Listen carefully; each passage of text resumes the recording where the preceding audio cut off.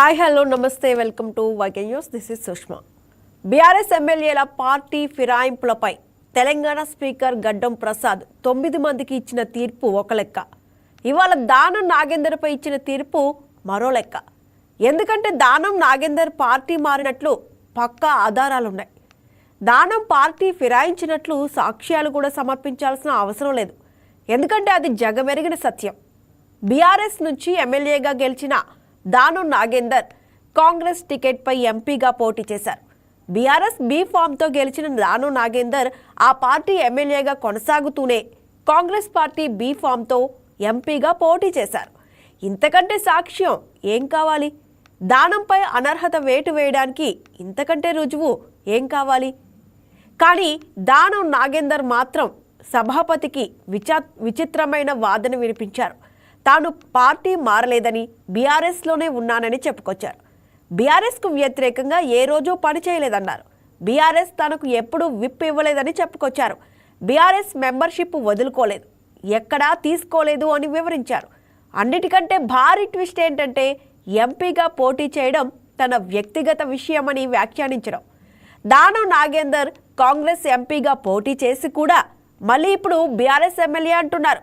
BRS MLA అయి ఉండి Congress be ఫామ్తో nomination వేసి కాంగ్రెస్ కండువా కప్పుకుని ప్రచారం చేసినా పార్టీ ఫిరాయించలేదని చెప్పడం హాస్యాస్పదమా కాదా? పబ్లిక్గా కనిపిస్తున్న సాక్ష్యాన్ని కూడా స్పీకర్ పట్టించుకోకపోవడం ప్రజలను అవమానించడం కాదా? ప్రజాస్వామ్యాన్ని అపహసించడం కాదా? దానం పార్టీ మారినట్లు రుజువులు ఉన్నా అనర్హత వేటు వర్తించకపోవడం సిగ్గుచేటు కాదా? ఇదే అంశానికి సంబంధించి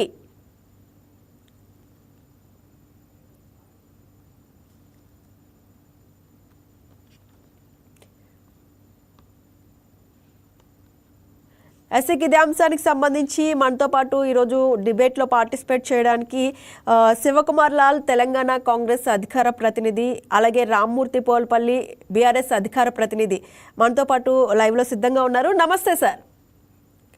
నమస్తే శివకుమార్ లాల్ గారు. నమస్తే రామ్మూర్తి గారు. ఎస్, ముందుగా శివకుమార్ లాల్ గారు మీరు చెప్పండి, అంటే బీఆర్ఎస్ బీ ఫామ్తో గెలిచిన ఎమ్మెల్యే కాంగ్రెస్ బీ ఫామ్తో ఎంపీగా పోటీ చేస్తే అది పార్టీ మార్పు కాదని అంటే ఎలా చెబుతారు? ముందుగా వైకే టీవీ ప్రేక్షకులకు, మీకు ప్యానల్ ఉన్న వారికి కూడా నమస్కారం. అయితే ఈరోజు కానీ గతంలో కానీ స్పీకర్ ఇచ్చిన నిర్ణయం ప్రకారం ఆలోచిస్తే స్పీకర్ గారికి ఆయన ఉన్న అధికారాల ప్రకారం ఆలోచిస్తే పార్టీ ఫిరాయింపు చేసిన వాళ్ళని సంజాయిషి అడగడం, రాతపూర్వకంగా ఇవ్వడం చెప్పమని చెప్పి వాళ్ళకి చెప్పడం జరిగింది. అయితే దీనికి ముందు మనం ఒకటి ఆలోచించాల్సింది ఏంటంటే, కాంగ్రెస్ పార్టీ అధికారంలోకి రాకముందు బీఆర్ఎస్ అధికారంలో ఉన్నప్పుడు ప్రజలకి ఏదైతే మేనిఫెస్టో పెడుతూ ముందుకు పోవడం, తర్వాత మార్పు కావాలి, కాంగ్రెస్ రావాలి అని ఒక నినాదంతో ముందుకు పోయినప్పుడు ప్రజలందరూ కూడా కాంగ్రెస్ పార్టీకి పట్టం కట్టడం జరిగింది. కాంగ్రెస్ పార్టీ అధికారంలోకి వచ్చి ఈ 2.5 సంవత్సరాలు దగ్గర పడుతుంది. సో ఆ దిశగా ఆలోచిస్తే కాంగ్రెస్ పార్టీ అధికారంలోకి రాగానే కేటీఆర్ కానీ లేకపోతే హరీష్ రావు వీళ్ళ పార్టీ వాళ్ళు ఏమన్నారంటే, 10 మంది మా వాళ్ళే కాంగ్రెస్ పార్టీలో ఉన్నారు, పార్టీని కూలదోస్తున్నాం, అధికారాన్ని కూలదోస్తాం అనే రకంగా మాట్లాడింది. వీళ్ళతో పాటు బీజేపీలో ఉన్న లక్ష్మణ్ గారు కూడా ఇదే మాట అనడం జరిగింది. సో దానికి కాంగ్రెస్ పార్టీ నుంచి ముఖ్యమంత్రి రేవంత్ రెడ్డి గారు ఏమన్నారు, ఎవడరా కూలదోస్తాడు, మేము గేట్లు ఎత్తుతాము అనే రకంగా అప్పట్లో ముఖ్యమంత్రి రేవంత్ రెడ్డి గారు కూడా మాట్లాడడం జరిగింది. సో ఆ దిశగా బీఆర్ఎస్ లకి, ఎందుకంటే బీఆర్ఎస్ చూపిన దారి గతంలో టీఆర్ఎస్ బీఆర్ఎస్ 2 పర్యాలు ఏదైతే ముఖ్యమంత్రిగా మాజీ ముఖ్యమంత్రి కేసీఆర్ గారు ఉండడము, దాంతోపాటు అటు టీడీపీకేని కానీ ఇటు కాంగ్రెస్ కేని కానీ అటు సిపిఐకేని కానీ వాళ్ళు తీసుకొని మొత్తానికి పార్టీ ఫిరాయింపు చేపించింది అటు టీఆర్ఎస్ పార్టీ బీఆర్ఎస్ పార్టీకే చెల్లింది. దాంతోపాటు అప్పట్లో ఉన్న ఏదైతే టీడీపీలో గెలిచిన వ్యక్తిని కూడా తీసుకెళ్లి అటు తలసాని శ్రీనివాస్ యాదవ్ని నేరుగా మంత్రి చేయడం జరిగింది. ఏ రకంగా కూడా ఆలోచన లేదు. ఆ రకంగా ఆలోచిస్తే అటు కాంగ్రెస్ పార్టీని కూడా అప్పట్లో టీఎల్పీ లేకుండా చేసింది కూడా మొత్తానికి టీఆర్ఎస్ బీఆర్ఎస్ వాళ్ళే. సో ఇప్పుడు ప్రజెంట్ కాంగ్రెస్ పార్టీ అధికారంలోకి వచ్చిన తర్వాత మొత్తానికి పార్టీని కూలదోస్తా అన్న సమయంలో ముఖ్యమంత్రి రేవంత్ రెడ్డి గారు మేము గేట్లు తెరిచాము అన్న మాట్లాడడంతో దాంతో పాటు కొంతమంది బీఆర్ఎస్ లోకి కానీ రావడం జరిగింది. మళ్ళీ వాళ్ళ తర్వాత ఏదైతే ఫ్లో రావాల్సిందో ఆ ఫ్లో కూడా ఆగింది. వాళ్ళు కూడా ఆలోచించడం ఉన్నారు. ఎవరైతే వచ్చిన వాళ్ళు మేము ఓపెన్ గా చెప్పడం జరుగుతుంది మేము బీఆర్ఎస్ లోనే ఉన్నామని. కానీ బీఆర్ఎస్ లో కూడా ఈరోజు ఇప్పటి వరకు కూడా వాళ్ళు విప్ జారీ చేయడం లేదు. 10 మంది మా పార్టీ వాళ్ళు ఇటు కాంగ్రెస్ లో జాయిన్ అయినరా ఇంకో పార్టీలో జాయిన్ అయినరా అనేది వాళ్ళు కూడా ఎక్కడ కూడా చెప్పడం లేదు. సో అదే దిశగా ఆలోచిస్తే ఇటు స్పీకర్ గారు ఇవాళ ఇచ్చిన నిర్ణయం ప్రకారం ఏంటంటే స్పీకర్ గారికి ఉన్న అధికారాల ప్రకారం ఆయన స్పీకర్ ఫార్మెట్ లా మీరు రాతపూర్వకంగా ఇయ్యని చెప్పడం జరిగింది. ఆ రాతపూర్వకంగా ఇచ్చిన దాని మీదనే ఈరోజు స్పీకర్ గారు నిర్ణయం ఇవ్వడం జరిగింది. దానికి అటు కడియం శ్రీహరి వచ్చి ఓపెన్ గా నేను ఎక్కడ కూడా పార్టీలో లేను, నాకు సభ్యత్వం కూడా లేదు, నేను ఇటు బీఆర్ఎస్ లోనే ఉన్నా అని ఆయన చెప్పడం. ఇటు దానం నాగేందర్ గారు కూడా no doubt off the record ఆయన కాంగ్రెస్ పార్టీ టికెట్ మీద ఎంపీగా నిలబడ్డము, ఆయన ఓడిపోవడం అదంతా మన దగ్గర ఫొటోస్ ఉన్నాయి, వీడియోస్ ఉన్నాయి, మీడియాలో ఉంది. అదంతా వాస్తవం, ఆఫ్ ద రికార్డ్. నేను ఓపెన్ గా దానికి కాకపోతే రాతపూర్వకంగా మటుకు ఆయన హైడ్ చేసి స్పీకర్ కి ఇవ్వడం ఏమి ఇచ్చిండు, నేను మొత్తానికి బీఆర్ఎస్ లోనే ఉన్నా, నాకు కాంగ్రెస్ పార్టీలో అంటే స్పీకర్ గారికి తెలియదా ఈ విషయాలన్నీ ఆఫ్ ద రికార్డ్ అని చెప్తున్నారు. అంటే ఆ వీడియోలు కానీ ఫోటోలు కానీ ఉన్నాయని చెప్తున్నారు. ఇవన్నీ స్పీకర్ గారికి తెలియదంటారా? స్పీకర్ గారికి ఆల్మోస్ట్ ఆల్ మనమే, మీకు తెలుసు, నాకు తెలుసు, అటు రామ్మూర్తి కూడా ఏదైతే తెలుసో స్పీకర్ గారు కూడా తెలుసండి. అయితే ఇక్కడ ఆడ ఏమంటే రాతపూర్వకంగా ఏమి ఇచ్చిండో దాని మీదనే ఇచ్చారు అనే రకంగా నేను చెప్పే వర్షన్ ఏంటంటే రాతపూర్వకంగా వాళ్ళు రాసిన దాని మీదనే ఈరోజు స్పీకర్ గారు ఇవ్వడం జరిగింది అనేది ఖచ్చితంగా అక్కడ ఇవాళ జరిగిన నిర్ణయం. సో మొత్తానికి మనం ఇంకోటి ఏంటంటే చట్టానికి కన్ను లేవనే రకంగా ఏదైతే అంటారో ఆ దిశగానే ఇక్కడ కూడా స్పీకర్ గారు మొత్తానికి రాతపూర్వకంగా రాసిన దాని మీదనే ఖచ్చితంగా నిర్ణయం తీసుకున్న రకంగా అయితే మనం చెప్పుకోవచ్చు. ఎస్ రామ్మూర్తి గారు, మీరెవరూ కూడా మాట్లాడట్లేదు, వాళ్ళు పార్టీలు ఫిరాయించారని కూడా బీఆర్ఎస్ నేతలు ఎవరు చెప్పట్లేదని కూడా ఇటు శివకుమార్ లాల్ గారు చెప్తున్నారు. మీరేమంటారు? మేమే కదా అది కోర్టుకు పోయింది. ఇప్పుడు మేమే కదా రిటర్న్ గా వాస్తవంగా హైకోర్టు కానీ సుప్రీంకోర్టుకు గౌరవ కేటీఆర్ గారు కానీ కౌశిక్ రెడ్డి గారు పోయిన తర్వాతనే కదా స్పీకరు నువ్వు ఎక్కడ న్యూయార్క్ చేసుకుంటావు, జైల్లో చేసుకుంటావా లేకపోతే బయట చేసుకుంటావా అన్న అంశం మీదనే కదా ఇప్పుడు ఈ నిర్ణయాలు. అది కూడా తప్పుడు నిర్ణయాలు. ఎందుకంటే రాష్ట్ర వ్యాప్తంగా అందరూ తెలుసు. ఇప్పుడు ఈ 10 మంది వాస్తవంగా నేను ముందు కూడా చెప్పాను, ఇప్పుడు కూడా చెప్తున్నా, వీధి కుక్కలతో సామాన్ ఎక్కడ ప్రభోజనం ఉంటే అక్కడికి పోతాయి. వాటికి అలవాటే ఆ కుక్కలకు. ఎందుకంటే ఇప్పుడు వాళ్ళు నియోజకవర్గ అభివృద్ధి కోసం నేను పార్టీ మానని ఒకసారి అంటాడు కడియం శ్రీ, అదే విధంగా మీరు ఏ పార్టీలో ఉన్నారో ఏ పార్టీలో ఉండాలి ఆ పార్టీలో అని అదే విధంగా మాట్లాడతాడు. ఏదో పార్టీ ఫిరాయింపులు మేము చేసినట్టు, ఆ చట్టం మీద మేము తీసుకొచ్చినట్టు. మొత్తం దేశవ్యాప్తంగా అసలు వాస్తవంగా ఏంటంటే పార్టీ ఎక్కువ మారిన వాళ్ళే 3000 నుంచి 4000 మంది కాంగ్రెస్ వాళ్ళు. 1967 నుంచి ఆయారామ గయారామ అన్న ఒక సంస్కృతి తీసుకొచ్చి గయాలని ఒక హర్యానాకు సంబంధించిన కాంగ్రెస్ అభ్యర్థి ఉండేయండి, ఆయన ఎమ్మెల్యే ఒకటే రోజు 2-3 పార్టీలు మారినాయి. ఆయన మీదే ఆయారాం గయారాం అన్నది నడుస్తూనే ఉన్నది. అప్పటి నుంచి ఇప్పటి వరకు ఆగినట్టు ఆగలేదు. 1985లో రాజీవ్ గాంధీ ఒక చట్టం తీసుకొచ్చిన యాంటీ డిఫెక్షన్ లా, మరి దాని ప్రకారం ఏమైనా ఆగినాయంటే దాని ప్రకారం కూడా అందులో లెసుకులు ఉపయోగించుకొని ఇప్పటి వరకు 3000 నుంచి 4000 మంది వాస్తవంగా మారుతూనే ఉన్నారు. అదే విధంగా చాలా అంశాలు మాట్లాడుకుంటే మొన్నటికి మొన్న మా పార్టీని కూడా 2014కు ముందు కానీ 2004లో ఏ విధంగా చేసినందుకు కూడా చూసుకోవచ్చు. మా దగ్గర 16 మంది ఎమ్మెల్యేలు ఉంటే 10 మందిని మార్చిల్లు అప్పుడు ఉన్న ముఖ్యమంత్రి రాజశేఖర రెడ్డి. ఇప్పుడు ఆ విధంగా పార్టీ ఫిరాయింపులు ప్రోత్సహించింది, పార్టీ ఫిరాయింపులు ఎప్పుడు చేసింది వాళ్ళే, పార్టీ ఫిరాయింపులు చట్టం తీసుకొచ్చింది వాళ్ళే, పార్టీ ఫిరాయింపు చట్టాన్ని తుంగలో తొక్కింది వాళ్ళే.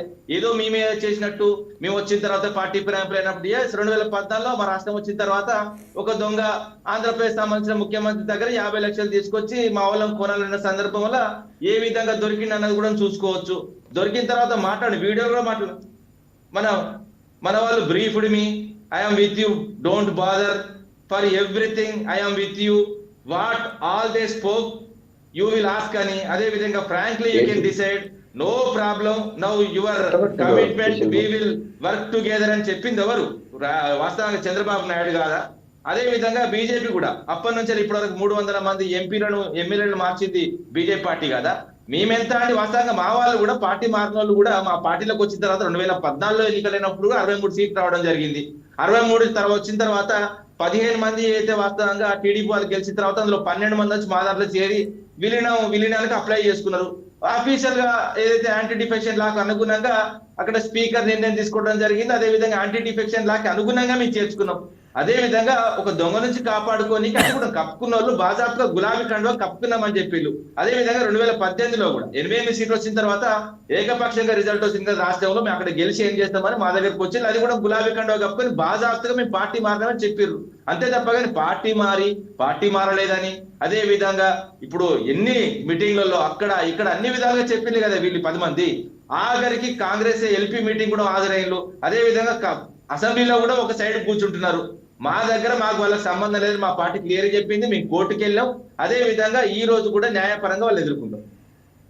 ఎస్ అంటే శివకుమార్ గారు, స్పీకర్ గారు చెప్పినట్టు మీరు ఇందాక కూడా చెప్పారు పేపర్ ఎవిడెన్స్ లేదు అని చెప్పి, అంటే పబ్లిక్గా స్టేజ్ మీద కాంగ్రెస్ లీడర్స్తో కనిపించడం అనేది ఎవిడెన్స్ కాదంటారా? ఆ ఎవిడెన్స్ని బీఆర్ఎస్ వాళ్ళు తీసుకువెళ్ళారా? రామ్మూర్తి గారు మీరు ఏమైనా స్పీకర్ వద్దకు తీసుకువెళ్ళారా? అవి 100% తీసుకెళ్ళామండి. ఇప్పుడు ఎవిడెన్స్ అన్ని సబ్మిట్ చేసినాం. కానీ ఏంటంటే గడ్డం ప్రసాద్ గారు ముఖ్యంగా ఈ రోజు అంటే 10 మంది ఇంతకుముందు 8 మందికి తీర్పించినప్పుడు కానీ ఇప్పుడు 2 తీర్పించిన ఈ రోజు కానీ ప్రజాస్వామ్యాన్ని చంపేసిండు, రాజ్యాంగాన్ని మొత్తం కంప్లీట్ గా చంపేసిండు. అదే విధంగా చనిపోయిన రాజీవ్ గాంధీని లేపి మరీ చంపండి. ఎందుకంటే మొన్న ఎన్నికల ముందు వీళ్ళు ఏం చెప్పి మేము పార్టీ ఫిరాయింపులకు వ్యతిరేకం, రాజీవ్ గాంధీ ఏదైతే యాంటీ డిఫెక్షన్ లా తీసుకొస్తే దానికి అనుగుణంగా పనిచేస్తాం. అదే విధంగా మా పార్టీ డిసిషన్ ఏదైందో రాజ్యాంగం చేతిలో పట్టుకొని చెప్తున్నాం, యాంటీ డిఫెక్షన్ లాగా అనుగుణంగానే మేము చేస్తాం, పార్టీ ఫిరాయింపులు చేస్తే ఇలాగ మేము ఒప్పుకోము. అదే విధంగా రాష్ట్రంలో ఉన్న అప్పటి ప్రతిపక్ష నాయకుడు కూడా మొత్తం అన్ని కాన్స్టిట్యూన్స్ తిరుపుకుంటా ఆ గోడ మీద వాళ్ళ కాకి ఈ గోడ మీద వాళ్ళతో కాల్చి చంపుతా అన్నాడు. అదే విధంగా ఊళ్ళకైతే రాళ్లతో కొట్టమన్నాడు. మరి ఇప్పుడు చేర్చుకున్న రాళ్లతో కొట్టాలన్నా, ఇప్పుడు ఏదైతే చేర్చుకొని కూడా అబద్ధాలు ఆడుతున్న వాళ్ళు రాళ్లతో కొట్టాలా, లేకపోతే కాల్చి చంపాలన్నా, ఇక వాళ్ళు డిసైడ్ చేసుకోవాలి. ఎందుకంటే ముఖ్యంగా ఇప్పుడు నేను కూడా ఇంతకుముందు కూడా బయటికి పోయినాను, మామూలుగా ఆర్ట్స్ కాలేజీ ఉంటుంది మా దగ్గర హనుమకొండలో, వాకింగ్ చేస్తున్నారు అయితే దాదాపు రిటైర్ అయిన వాళ్ళు. అసలు ఇంత ఘోరమా? అసలు నేను ఇంతవరకు చూడలే. మేము పుట్టినప్పటి ఇప్పటి వరకు మేము అన్ని గవర్నమెంట్ చూసినా కానీ ఇంత చెత్త గవర్నమెంట్ ను ఇంత చండాలమైన నిర్ణయాలు మాత్రం మేము చూడలేదు. 10 మందిని అసలు కాపాడుకోవడం ఏంది? వాళ్ళు పార్టీ మారడం తీసుకున్న పార్టీకి ధైర్యం లేదు, తీసుకున్న ధైర్యం లేదు, కండువా కప్పుకున్న ధైర్యం లేదు, కండువా కప్పినోడికి ధైర్యం లేదు. ధైర్యం లేని మనుషులు ఇంకెందుకంటే వాస్తవంగా చెప్పాలంటే వీళ్ళందరూ వాస్తవంగా మూసి నదిలో మునిగి చావాలి. ఆ ప్రక్షాళన కాకముందు ఇంకోటి ఆ ప్రక్షాళన అయిన తర్వాత కూడా, ఎందుకంటే 1,00,000 కోట్లలో వీళ్ళు కూడా కనబడదు. ఇంకోటి ఏంటంటే ఆ ప్రక్షాళన కూడా వీళ్ళతో కాదు, మూసి నది ప్రక్షాళన అన్నది వీళ్ళు వాస్తవంగా ఒక తెర మీద తీసుకొచ్చి ఆ డబ్బులు మేయనీకి తప్ప వాస్తవంగా అందులో వీళ్ళు చెయ్యలేరు. ఇంకోటి ఏంటంటే వచ్చినప్పటి నుంచి ఇప్పటి వరకు కానీ ప్రభుత్వం తీసుకుంటున్న ప్రతి నిర్ణయం కోర్టులకు పోతారు, ఫెయిల్ అవుతారు. అన్ని విషయాలు కోర్టు మొట్టకాయలు. ఈ రోజు కూడా చెప్తున్నా, మళ్ళీ ఈ విషయంలో కూడా కోర్టు మొట్టకాయలు వేస్తుంది. ఖచ్చితంగా ఇక్కడ కాకపోయినా మేము సుప్రీంకోర్టులో వీళ్ళ మీద ఖచ్చితంగా స్పీకర్ మీద, అదే విధంగా ఈ పార్టీ మీద, ఈ నాయకుల మీద ఖచ్చితంగా తీసుకుంటాం. అదే విధంగా ప్రజాక్షేత్రంలో ఎప్పుడు వచ్చినా కూడా ప్రజలే తీర్పు చెప్తారు. వీళ్ళకి రాజకీయ సన్యాసం చేస్తారన్న భయంతోనే ఈ రోజు వాస్తవం ధైర్యం ఉందో లేదు మరి రాజీనామా చేయాలి కదా. ఇప్పుడు పార్టీలో చేరి కూడా చేరలేదు, ఇప్పుడు అవసరమైతే ఇప్పుడు చేరి కూడా చేరలేదని చెప్పుకుంటారు కదా. ఇప్పుడు రాజీనామా చేసి నిజంగా చేరండి. ఇంకోటి ఏంటంటే మళ్ళీ కూడా చెప్తున్నా, వీళ్ళకు ధైర్యం ఉంటే వీళ్ళు నెత్తురు వాస్తవంగా వీళ్ళ బాడీలో పారేది తెలంగాణ రక్తం అయితే, అదే విధంగా వీళ్ళ తల్లిదండ్రులకే పుడితే వీళ్ళ తల్లిదండ్రులు వీళ్ళ పిల్లలను తీసుకొచ్చి అమరవీళ్ళ స్తూపకాడ ఒట్టేసి చెప్పాలని పార్టీ మారలేదని ఇక క్షమించి వదిలేస్తాం. ఇక అంతకంటే దరిద్రం ఏముంటదండి? నేను మరీ చెప్తున్నా, ఈ 10 మందికి సంబంధించిన వాళ్ళు అమరవీర స్తూపం దగ్గర రమ్మనండి, వాళ్ళ పిల్లల మీద ఒట్టేసి మేము పార్టీ మారలేదని చెప్పండి, భిక్ష పెట్టి వదిలేస్తాం. ఇక వాళ్ళు వాస్తవంగా ప్రజలను చూసుకుంటారు వాళ్ళని. ఎస్, మనతో పాటు డిబేట్లో పార్టిసిపేట్ చేయడానికి భూమిరెడ్డి శ్రీనాథ్ రెడ్డి గారు, రాజకీయ విశ్లేషకులు, ఆయన కూడా జాయిన్ అయ్యారండి. నమస్తే అండి. నమస్తే మేడం. ఎస్, ఇప్పుడు మనం మాట్లాడుకుంటున్నాం ఏదైతే దానం నాగేందర్ గారు చెబుతున్న మాటలు, అంటే అందరికీ తెలిసిన విషయమే. ఆయన ఎంపీగా కాంగ్రెస్ తరఫున పోటీలోకి దిగడం అదంతా అందరికీ తెలిసిన విషయం. అయినా కాంగ్రెస్ పార్టీలో చేరలేదని చెప్పడం జరుగుతుంది.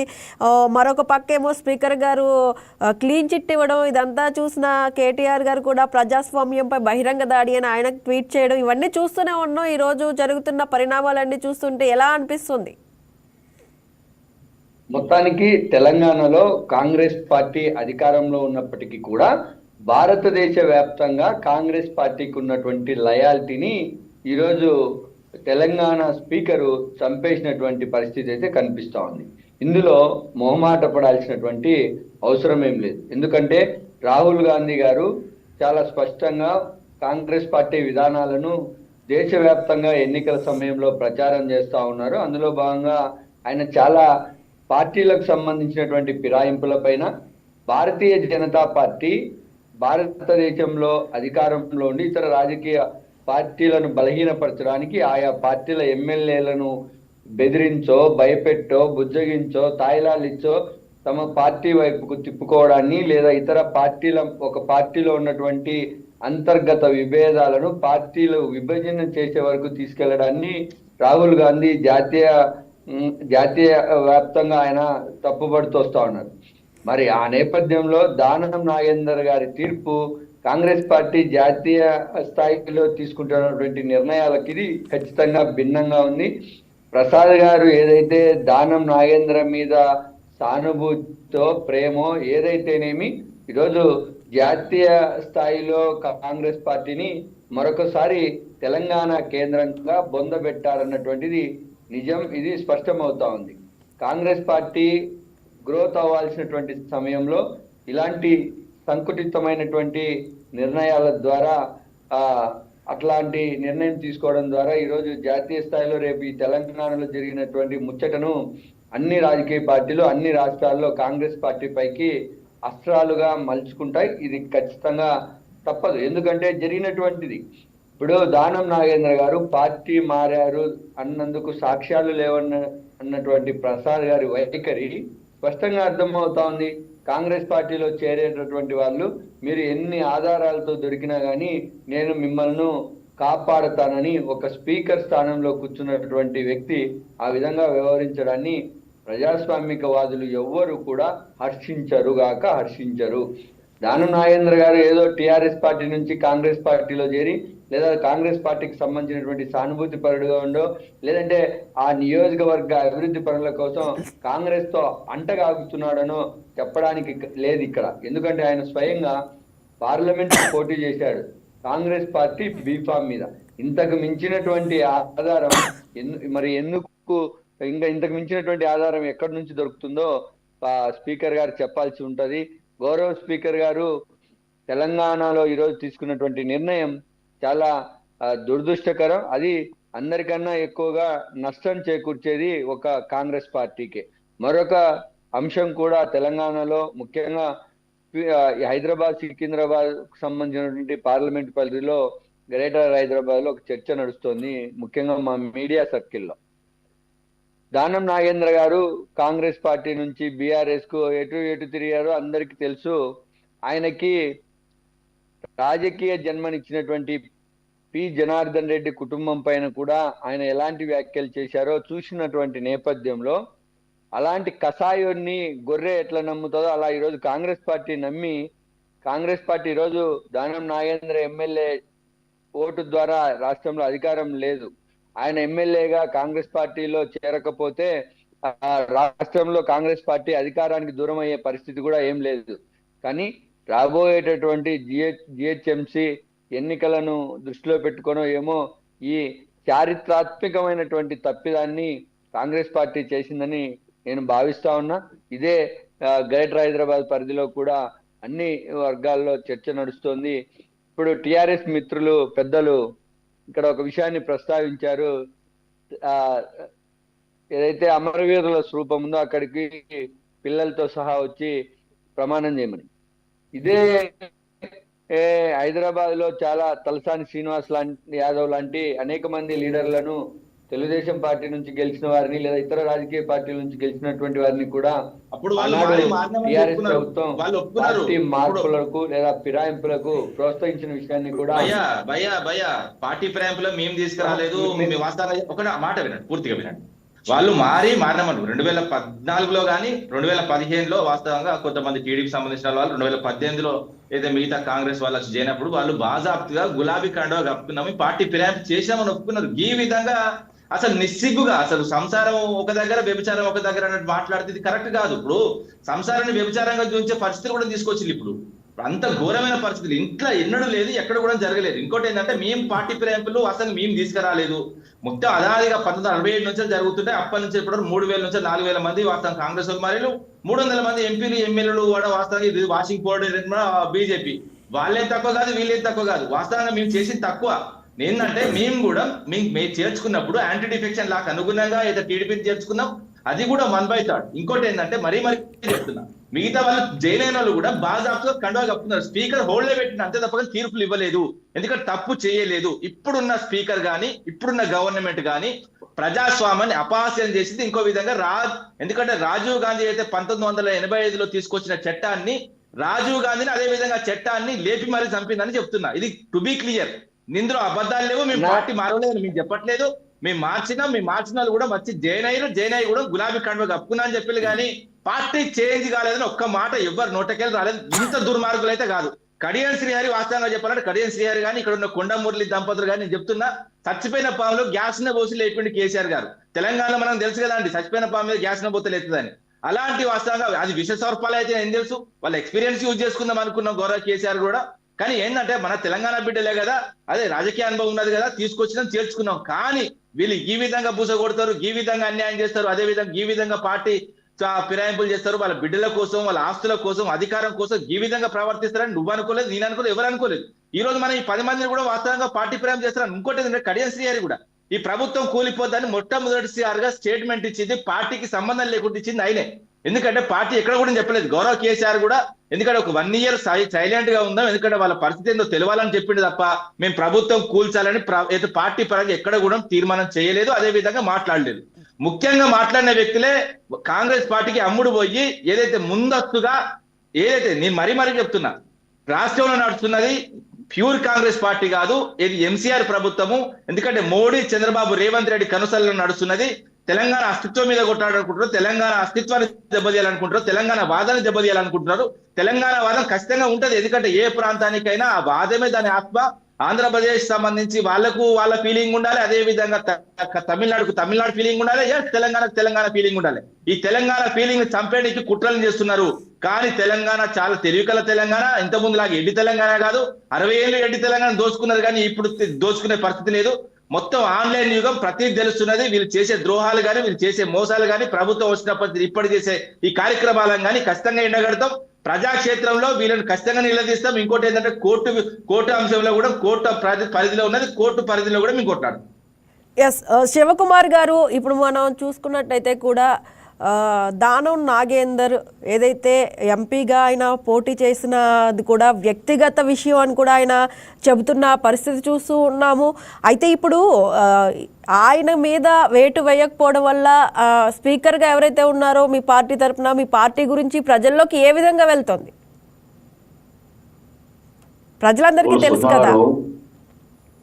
సుష్మా గారు, నేను ఏమంటున్నా అంటే ఆల్రెడీ స్పీకర్ గారికి ఉన్న ఏదైతే అధికారాల ప్రకారము ఆయన ఒక జ్యుడిషియరీ అయినా కూడా, సో దానికని ఆయన కోర్టులో ఏదైతే రాతపూర్వకంగా ఈమన్న రకంగా చెప్పింది అని దాని ఆధారంగానే ఈరోజు స్పీకర్ గారు ఇచ్చిన నిర్ణయం అనేది నేను ఇంతకుముందు కూడా అదే చెప్పిన. కాకపోతే ఇప్పుడు ఇంతకుముందు మా తమ్ముడు రామ్మూర్తి చెప్పినట్టు ఇదైతే ఈ చట్టాన్ని తీసుకొచ్చి పార్టీ ఫిరాయింపుల చట్టం తీసుకొచ్చింది ప్యూర్లీ రాజీవ్ గాంధీ గారే, దాన్ని కాదంటాను. ఈ ఆయరామ్ గైరామ్ అప్పుడు ఏంది కాంగ్రెస్ పార్టీలకు వెళ్ళి అప్పుడు చీల్చి తీసుకుపోయిన మాటకి ఆయన పేరు రామ్ ఉండే రాపు వచ్చిండు పోయిండు అనే రకంగా చెప్పడానికి ఆయరామ్ గైరామ్ అప్పుడు జరిగిన వచ్చే చేద్దాం. ఒక్క నిమిషం తమ్ముడు. అయితే ఈ 10 సంవత్సరాలల్లా ఏదైతే గతంలో జరిగిన 10 సంవత్సరాల పబ్లిక్ ఫుల్ మ్యాండేట్ ఇచ్చారు. తెలంగాణ ఏదైతే సపరేట్ రాష్ట్రం ఏర్పడింది కాబట్టి ఫస్ట్ టైం ఇచ్చినప్పుడు కూడా వాళ్ళకు మెజారిటీ ఉంది, సెకండ్ టైం అయితే ఇంకా హైయెస్ట్ మెజారిటీ ఉంది. అట్లా ఉన్న తర్వాత అయినా సరే మొత్తానికి ఆపోజిషన్ పార్టీలు ఉండకుండా చేయాలనే కేసీఆర్ అప్పట్లో చేసిండు. కాబట్టి దానికి ఖచ్చితంగా ప్రజలు 10 years అయిపోయిన తర్వాత అయితే మొత్తానికి బుద్ధి చెప్పిండ్రు. ఈరోజు కాంగ్రెస్ పార్టీ అధికారంలో ఉంది. ఖచ్చితంగా ఏదైతే ప్రజాస్వామ్య విలువలని కాపాడాలి, ఎవరైనా ఉండండి, పార్టీ పరంగా అయినా సరే జనరల్ గా జరిగే దాని మీద. కానీ ఇప్పుడు ఉన్న పరిస్థితులలో మొత్తానికి ఏమంటే మనం అనుకున్నట్టు లేకుండా పోయింది. రాజకీయాలన్నీ కూడా ఒక్క రకంగా ఆపోజిషన్ గా అంటే వ్యక్తిగతంగా తీసుకున్నట్టే మాట్లాడుతున్నారు తప్ప రాజకీయాల్లాగా మాట్లాడడం లేదు. అసలు ఆ, మొత్తానికి వాళ్ళకి ఆ, ఏమంటారు కాన్షియస్ అనేది కూడా ఎట్లా పర్మిట్ చేస్తుంది అనేది కూడా వాళ్ళు ఆలోచించాలి. ఎవరైతే ఈ రాతపూర్వకంగా స్పీకర్ గారికి నిర్ణయం రాసి ఇచ్చిండ్రో వాళ్ళకి నిజంగా కూడా వాళ్ళ కాన్షియస్ పర్మిట్ చేస్తుందా లేదా అనేది కూడా వాళ్ళు ఆలోచించాలి. మొత్తానికి ఎట్టి పరిస్థితుల ఇప్పుడు జరుగుతుంది ఏంటంటే గత ప్రభుత్వంలో పార్టీ ఫిరాయింపులు చేసిన వాళ్ళని తీసుకుపోయి మంత్రిగా చేసినప్పుడు వాళ్ళు చేస్తే సంసారం, వేరే వాళ్ళు చేస్తే వ్యభిచారం అనేది కాంగ్రెస్ పార్టీ తరఫున మాట్లాడడం జరుగుతుంది. కానీ ఈ గతంలో చేసిన వాళ్ళే మేము చేసిందే కరెక్ట్, ఇప్పుడు చేసేది రాంగ్ అనే రకం మాట్లాడుతుండ్రు. అప్పట్లో కూడా ఏదైతే పార్టీ ఫిరాయింపు చేసిన తర్వాత కొంచెం జాప్యం జరిగింది. రేవంత్ రెడ్డి గారు పిసిసి అధ్యక్షుడు అయిన తర్వాత కేసు వేయడం జరిగింది. అక్కడ కూడా మొత్తానికి ఆపడం జరిగింది. అంత లోపల పుణ్యకాలం గడిచిపోయింది. కానీ ఇప్పుడు మటుకు ఖచ్చితంగా ఇప్పుడు కోర్టులో వీళ్ళు కేసు వేయడము, అది రావడము, స్పీకర్ గారు ఒక నిర్ణయం తీసుకొని. శివకుమార్ గారు, అప్పుడు వాళ్ళు అలా చేశారు కాబట్టి ఇప్పుడు మేము ఇలా చేస్తున్నాం అంటారా? నేను అదే చెప్తున్నానండి. ఆల్రెడీ మొత్తానికి వ్యక్తిగత ద్వేషాలు లాగానే నడుపుతున్నారు తప్ప నిజంగా కూడా ఒక రాజకీయ పార్టీ సిద్ధాంతపరంగా అనేది లేకుండా పోయింది. గతంలో కేసీఆర్ గారు ఎట్లా చేసిండ్రు, దానికి టిట్ ఫర్ అనే రకంగానే ఉన్నారు. చెప్పండి సుష్మా గారు, కేసీఆర్ గారు చేసిల్లు అంటే కేసీఆర్ గారు చేయలేదండి. వాస్తవంగా కేసీఆర్ గారు అంటే ముందు వాస్తవంగా రాజశేఖర రెడ్డి చేసిండు. అంతకు ముందు వీళ్ళ ముఖ్యమంత్రులు, వీళ్ళ ప్రధాన మంత్రులు, ఏదైతే ఉన్న ఏఐసిసి అక్కడ ఉన్న రాష్ట్రాలు కానీ 3,000 నుంచి 4,000 మందిని వాళ్ళు ఎక్కువ మార్చిల్లు. బియ్యం మార్చింది కూడా యాంటీ డిఫెక్షన్ లాకి అనుగుణంగా. ఇప్పుడు మేము టీడీపీ వాళ్ళని మార్చుకున్నాం మొదటిసారి, రెండోసారి కొంతమంది కాంగ్రెస్ వాళ్ళకి జైన్ చెప్తున్నారు కదా. గిట్ల దుర్మార్గమైన పరిస్థితి రాలేదు కదా. ఇప్పుడు మారి కూడా మారలేదని చెప్తే అసలు ఇక పరిస్థితులు ఇంకోటి ఏంటంటే మేము చెప్తాం, మేము మార్చినామని చెప్తున్నాం, మరి కూడా చెప్తున్నాం, మేము మారలేదని చెప్పట్లేదు. కానీ మీ పార్టీ ఇప్పటికి కూడా మీరు వాళ్ళు మారల విషయం మీకు తెలుసు, పార్టీకి తెలుసు, స్పీకర్ తెలుసు. గడ్డం ప్రసాద్ గారి పేరు గుడ్డి ప్రసాద్ అని పెట్టుకోవాలి. ఇంకా ఇక వాస్తవంగా ఏంటంటే స్పీకర్ మీద అనుచిత వ్యాఖ్యలు చేయదు, కానీ స్పీకర్ దిగజారిపోతున్నాడు కదా. స్పీకర్ వాస్తవంగా ఏంటంటే స్పీకర్ చైర్లో కూర్చొని ఆ గౌరవాన్ని కాపాడవలసిన స్పీకరే ఇట్లా తప్పుడు తడకలుగా తప్పుడు నిర్ణయాలు తీసుకుంటే ఇప్పుడు ఈ ప్రజాస్వామ్యం ఉన్నట్ట, రాజ్యాంగం ఉన్నట్ట, పోయినట్ట. Anti defection law Rajiv Gandhi తీసుకొచ్చిన రాజీవ్ గాంధీకి ఏం విలువ ఇచ్చినట్టు ఈ మీ పార్టీకి ఏం విలువ ఉన్నది? ఇంకోటి దేశవ్యాప్తంగా మీరు ఏం చెప్పుకుంటారు రేపు? ఇప్పుడు దానం నాగేందర్ అయితే పచ్చిగా వాస్తవంగా చెప్పాలంటే ఆయన నామినేషన్ వేసి డైరెక్ట్ బీఫామ్ తో పోటీ చేసిన వ్యక్తి. అదే విధంగా కడియం శ్రీహరి వాళ్ళ బిడ్డ కోసం మొత్తం కంప్లీట్ గా ప్రచారంలో తిరిగిన వ్యక్తి. అదే విధంగా నియోజకవర్గంలో డైరెక్ట్ మీటింగ్ లో నేను నియోజకవర్గ ప్రజల కోసం పార్టీ మారని బహిరంగ స్టేట్మెంట్ ఇచ్చిన వ్యక్తి. ఇంకేం కావాలి మీకు? ఇంకో స్పీకర్కి ఏం కావాలి? అసలు ఇంకోటి ఏంటంటే కోర్టులు కూడా వాస్తవంగా చెప్పాలంటే ఈ నిర్ణయాన్ని వాస్తవంగా మంచి నిర్ణయం తీసుకోమన్నది ఒక కాన్షియస్ గా. అదే విధంగా స్పీకర్ కూడా అతీతుడేం కాదండి. ఆయన కూడా వాస్తవంగా సిటిజన్ ఆఫ్ ఇండియానే. ఆయన అతీతుడేం కాదు. ఆయన మీద శిక్ష కూడా వేయచ్చు, ఆయన కూడా వాస్తవంగా జైలు కూడా పంపొచ్చు. అధికారం ఉన్నది. సుప్రీంకోర్టులో కొట్లాడదాం ఖచ్చితంగా వీళ్ళ విషయంలో. ఇంతకుముందు మిత్రుడు కాంగ్రెస్ మిత్రుడు ఒక నిమిషం ఆగండి, సుష్మా గారు ఒక నిమిషం ఆగండి. మా మిత్రుడు మాట్లాడిన విషయం చెప్తా. వాళ్ళ మీద మీరు ఎందుకు చర్యలు తీసుకోలేదు, సస్పెండ్ ఎందుకు చేయలేదు, అదే విధంగా ఏదైతే మీరు ఇంతవరకు వాళ్ళ మీద ఎలాంటి చర్యలు తీసుకోలేదు అంటే మేము కోర్టుకు పోయినాం. కోర్టు కంటే పెద్దది వాస్తవంగా ఇంకేం లేదు. ఇంకోటి ఏంటంటే విప్ ఎందుకు జారీ చేయలేదు? విప్ ఎప్పుడు జారీ చేస్తారండి? ఏదైనా ఓటింగ్ ఉంటే జారీ చేస్తారు. ఇప్పుడు ఓటింగ్ ఉన్నది. ఇప్పుడు ఓటింగ్ ఉన్న సందర్భంలో విప్ జారీ చేస్తారు. అప్పుడే దొరుకుతారు దొంగలు. ఇప్పుడు విప్ జారీ చేసే సమయం వచ్చినప్పుడు విప్ జారీ చేస్తారు. అసెంబ్లీ సాక్షిగా దొరికిపోతారు. ఇప్పుడు ఓటింగ్ ఉన్నది కదా అండి. ఇప్పుడు దగ్గరలో ఉన్నది కదా. ఇప్పుడు అంత దూరం కూడా ఏం లేదు. ఆ విషయంలో మేము ఖచ్చితంగా విప్ జారీ చేస్తాం. విప్ జారీ చేసినప్పుడు దొరుకుతారు కదా.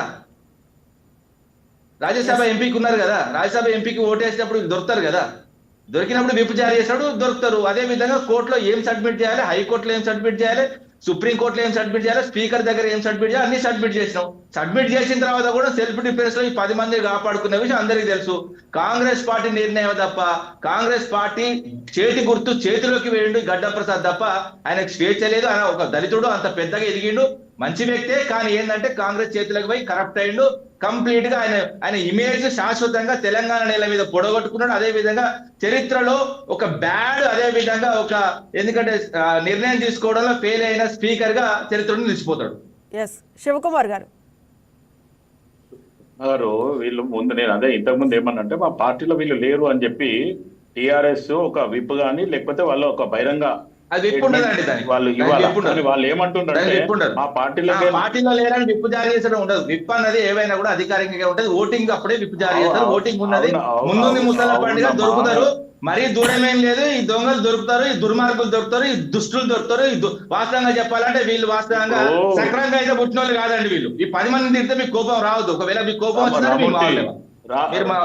రామూర్తి ఇప్పుడు ప్రస్తుతానికి నేనేం చెప్తున్నా అంటే ఇప్పుడు మొన్న మీకు అవకాశం ఉండే ఇది రాజ్యసభకి 10 మంది అయినా సరే మీరు నిలబెట్టి 10 మంది ఓటింగ్ కాలేదే దాంట్లో ఉన్నది ఓటింగ్ ఉన్నది.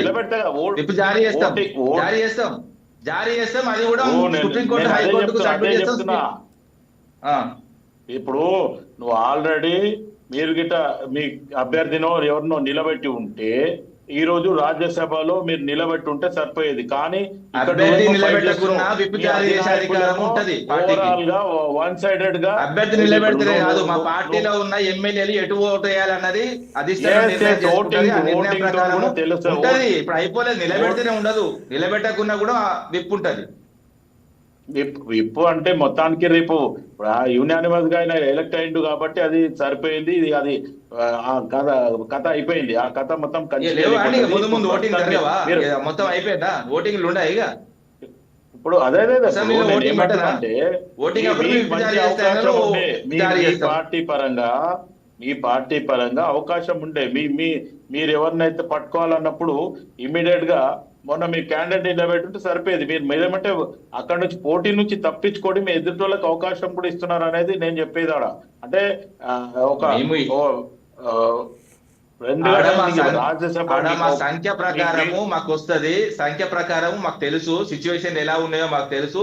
వాస్తవంగా పొయ్యి బోర్ల పడడం కంటే ఉందాగా ఉండి కొంత, ఎందుకంటే మా ప్రవర్తన ఏ విధంగా ఉంటే తెలంగాణ సమాజం కి ఏదైతే మేము ఒక మెసేజ్ చేయాలనుకున్నా ఇచ్చినాం. ఎందుకంటే ఎవరెవరు కలిసి పని చేస్తున్నారు అన్నది క్లియర్ గా అర్థమవుతున్నది. మొన్న మున్సిపాలిటీలో గానీ అంత ముందు ఉప ఎన్నికల్లో గానీ అదే శివకుమార్ గారు అంటే ఇప్పుడు సుప్రీం కోర్టులో ఆల్రెడీ నడుస్తుంది హియరింగ్ ఉండగా స్పీకర్ గారి డెసిషన్ ఒక్కరోజు ముందు ఇవ్వడం అనేది అంటే కోఇన్సిడెన్స్ అనుకోవాలా లేకపోతే స్ట్రాటజీనా? లేదండి, జైలు పోతారు లేకపోతే తీసుకోపోతే. రామూర్తి వాన్సర్ నేనేమంటలేదు శివకుమార్ నేనేమంటున్నా, ఒక్కరోజు ముందు తీసుకున్నట్టే చిన్న అంశం మళ్ళీ నేను మీరే మాట్లాడుతున్నారు. ఒక్కరోజు ముందు నిర్ణయం తీసుకున్నారంటే ఒక్కరు మిగిలిన్నా, నేను చెప్తే ఒక్కల మీద నిర్ణయం తీసుకోకపోయినా కూడా జైలుకు పోయే అవకాశం ఉన్నది. కాబట్టి హరిబరిగా తీసుకున్నాడు, అది కూడా తప్పుడు నిర్ణయం. ఆల్రెడీ సుప్రీం కోర్టు ఒక ఆర్డర్ ఏం పాస్ చేసింది, మీరు స్పీకర్ గా దీని మీద యాక్షన్ తీసుకోండి. ఆయన మీద ఏమి ఆంక్షలు పెట్టలేదు, లేకపోతే ఖచ్చితంగా ఈ దిశగానే మీరు చెయ్యండి అని చెప్పి ఆయన మీద ఏం ప్రెషర్ పెట్టలేదు. మొత్తానికి స్పీకర్ ఓపెన్ గా చెప్పడం జరిగింది. మీరు ఏమన్నా రాతపూర్వకంగా రాసిండని చెప్పి మొత్తానికి రాసి ఇచ్చిన దాని మీద ఆయన నిర్ణయం తీసుకున్నాడు అనేది నేను మళ్ళీ అదే చెప్తున్నాను. ఎందుకంటే అక్కడ ఉట్టి జస్ట్ రాసిచ్చిన దాన్నే చదవడం జరిగింది. దానికి ఆయన ఎస్ నో చెప్పడం, ఆ తర్వాత పక్కన జరగడం. ఇప్పుడు రామూర్తి అన్నట్టు ఎంపీగా నిలబడ్డట్టు ఫోటోలు కానీ లేకపోతే పార్టీ కండువా మార్చినట్టు ఫోటోలు కానీ అవన్నీ అక్కడ ప్రొడ్యూస్ చేయడానికి అవకాశమే లేదు. కాబట్టి వాళ్ళు రాసిచ్చిన ఫార్మాట్ నే చదివి దాని మీద నిర్ణయం తీసుకున్నారు స్పీకర్ అనేది. ఇప్పుడు స్పీకర్ కి సబ్మిట్ చేసిన దాంట్లో ఉట్టి రాతపూర్వకంగా చదివిన దాని మీదనే యాక్షన్ అయిందని చెప్తున్నాను నేను ఆల్రెడీ అది చూసిన.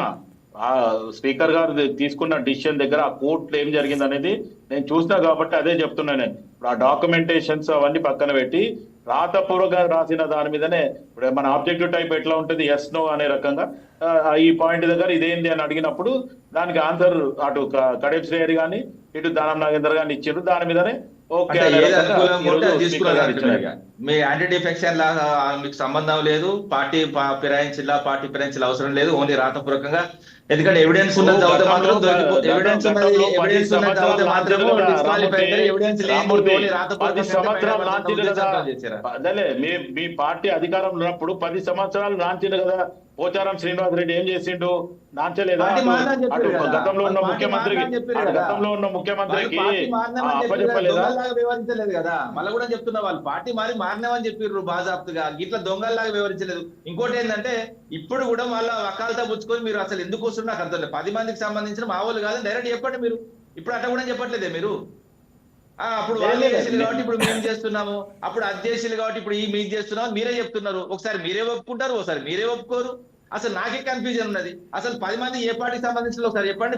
10 మంది అసలు మొగోళ్ళ ఆడోళ్ళ, లేకపోతే వాస్తవంగా చెప్పాలంటే అటు ఇటు కానోళ్ళ? అదే మీ పార్టీ దగ్గర వచ్చారు కాబట్టి మీరే చెప్పాలి వాళ్ళు ఏ దిశకు వచ్చిండ్రు అనేది మీరు ఆలోచించుకోవాలి. మీ కోర్టు మీ దగ్గర ఉన్నది కదా, స్పీకర్ మీ వాడు కదా, మా వాడు కాదు కదా స్పీకర్. స్పీకర్ మా పక్షాన లేడు కదా. స్పీకర్ ఏకపక్షంగా తీసుకున్నాడు కదా నిర్ణయము. మీ పక్షాన్నే మాట్లాడుతున్నాడు కదా, మైకులు కట్ చేస్తున్నాడు కదా, కంప్లీట్ గా ఎక్కడ దగ్గర నొక్కి పడేస్తున్నాడు కదా. స్పీకర్ వాస్తవంగా ఏ రోజైనా బీఆర్ఎస్ పక్షాన్ని ఉన్నాడా? సిపిఐ పక్షాన్ని ఉన్నాడా? బీజేపీ పక్షాన్ని ఉన్నాడా? ఏ పార్టీకి సంబంధించిన వ్యక్తిలాగా ఉండొద్దు. 2014 వచ్చిన తర్వాతనే ఈ దిశగా రాజకీయాలు మారినాయి కదా. అంతకుముందు అయితే ఉందాగానే ఉంది కదా, అంతకుముందు పార్టీ పద్ధతి ఉంది, కాలేదా? మర్యాదగా ఉంది. అంతకుముందు పార్టీ ఇప్పుడు ఈ రోజు అరే 3000 మంది మారారు భయ్, 3000 మంది మారారు మీ పార్టీలే. 3000 మంది. నా మాట విను. నేను ఏమంటున్నా అంటే గతంలో ఉందాగా ఉండే 2014 తర్వాతనే. ఇప్పుడు మీరు ఆలోచించండి, నా మాట విను ఒకసారి. 1960 రామూర్తి గారు ఒక్క నిమిషం. రామూర్తి గారు, రామూర్తి ఇప్పుడు నువ్వు నేను గానీ తెలంగాణ ఉన్న ఛానల్స్ లో ఎన్నో డిబేట్లలో మనం ఈ 4-5 సంవత్సరాల నుంచి పార్టిసిపేట్ చేస్తున్నాం, డిస్కషన్ జరుగుతున్నాయి. ఈ రోజు సుష్మా గారు మాట్లాడే యాంకరింగ్ ఎలా ఉంది, ఇంకొకరు మాట్లాడే, అంటే నేను ఏమంటున్నా అంటే ఉందాతనము ఖచ్చితంగా ఉండే, ఆ ఉందాతనం పోయి రఫ్ గా మాట్లాడడము, దుర్భాషలు మాట్లాడే స్థాయికి వచ్చింది 2014 తర్వాతనే అనేది నేను చెప్పడం జరుగుతుంది. ఎందుకంటే అసెంబ్లీలో కానీ బయట కానీ దుర్భాషలు మాట్లాడేది మటుకు తెలంగాణ రాష్ట్రం ఏర్పడిన తర్వాత టీఆర్ఎస్ ప్రభుత్వం వచ్చిన తర్వాత ఈ భాషలు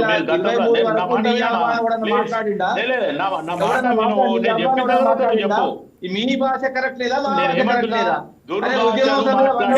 రామూర్తి గారు ఒక్క నిమిషం. ఆక్రోశం. నేనేమంటున్నా అంటే ఉందాగా అనే మాటకి నేను అర్థం చెప్తున్నాను, ఎగ్జాంపుల్ ఇవ్వడం జరిగింది. ఎందుకంటే అసెంబ్లీలో ఇప్పుడు టీఆర్ఎస్ బీఆర్ఎస్ అధికారంలో పోయిన తర్వాత ఇప్పుడు అసెంబ్లీలో ఎంత ఉందాగా నడుస్తుంది, ఎంత మర్యాదగా ఉంది. గతంలో అట్లుండే లేదు అనేది నేను చెప్పడం. ఏం మర్యాద ఉన్నది ఆడ? ఏం మర్యాద ఉన్నది? మైకిలే 10 నిమిషాలు ఇస్తలేరు. స్పీక్ అసలు వాస్తవం మాట్లాడంటే 20 సార్లు కడి చేస్తున్నారు. అది ఉందాతనమా? ఇప్పుడు మీ వాళ్ళు కూడా చర్చ చేయండి. ముఖ్యమంత్రి రేవంత్ రెడ్డి ఏం చెప్పిండు?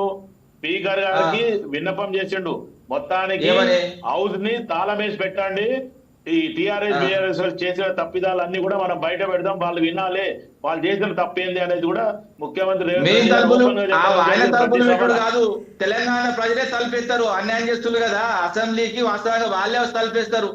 తొందరపడకండి. ఎవరు తలపేస్తారు,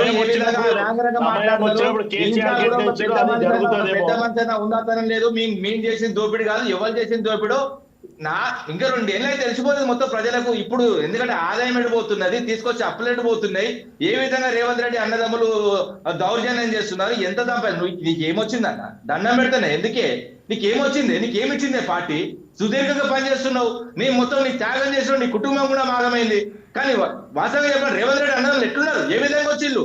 అరే 89 కేసులున్న రేవంత్ రెడ్డికి వాస్తవంగా ముఖ్యమంత్రి పదవి ఇచ్చిన ఏ కేసులోనే నువ్వు తెలంగాణ కోసం కొట్లాడినావు. అదే విధంగా తెలంగాణ కోసం ఆకాంక్షని మొత్తం కంప్లీట్ గా నరనరాన్ని నింపుకున్నవి. ఒక చైర్మన్ పదవి ఇస్తే ఏమైంది, ఒక ఎమ్మెల్యే పదవి ఇస్తే నీకేమైంది? నువ్వు తక్కువ నువ్వు అంటే వాస్తవంగా చెప్పి రేవంత్ రెడ్డి కంటే ముందుకెళ్ళి ఉన్నావు కదా. రేవంత్ రెడ్డి అంటే మొన్న వచ్చిండు.